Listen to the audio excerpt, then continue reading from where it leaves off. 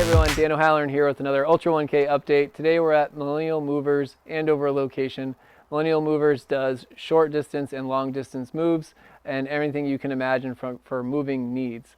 Additionally, they own Big Bay Storage in Croydon, New Hampshire, and both of those two businesses of theirs are platinum sponsors of ours for the Ultra 1K. And we couldn't be thankful enough to their support to help support our community through our fundraiser.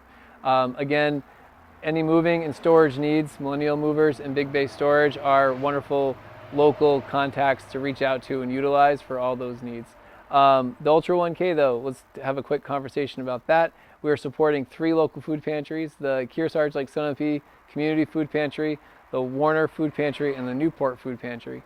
Collectively, those 3 pantries service 24 towns in our region, and this was the best way that we could figure to give back to our community to help those in need and fight food insecurity.